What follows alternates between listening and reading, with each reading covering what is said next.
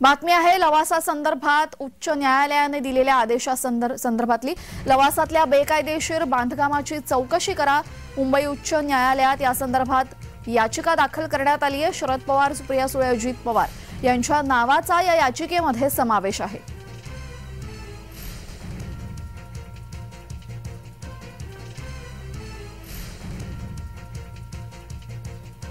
या संदर्भात आमचे प्रतिनिधी रोहन कदम यांनी अधिक माहिती दिली आहे, पाहूयात।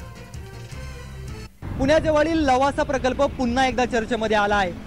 लवासा प्रकल्पासाठी देण्यात आलेल्या परवानग्या या बेकायदेशीररित्या देण्यात आल्या आणि त्यातूनच हे सगळं बांधकाम झालं असं याचिका मुंबई हायकोर्टामध्ये याचिका दाखल केलेली आहे।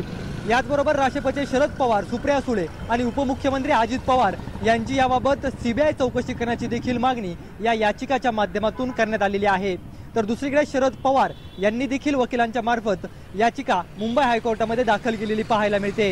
या याचिकेमधून त्यांनी हे सगळे आरोप हेतुपरस्पर केले असून कोणतेही निर्णय देण्या अगोदर आमची भूमिका जाणून घ्या अशी मागणी शरद पवारांनी या याचिकेद्वारे हायकोर्टात केलेली आहे। त्यामुळे आता हायकोर्टामध्ये सुनावणी याबाबतची होण्याची शक्यता नाकारता येत नाहीये। त्यामुळे नेमक्या हायकोर्टामध्ये या संपूर्ण लवासा प्रकल्पाबाबत आगामी काळामध्ये काय भूमिका कोर्ट घेत आहे आणि सीबीआय चौकशी शरद पवारांसह सुप्रिया सुळे व अजित पवार यांची देखील होते का हे पाहणं आगामी काळामध्ये महत्त्वाचं ठरेल।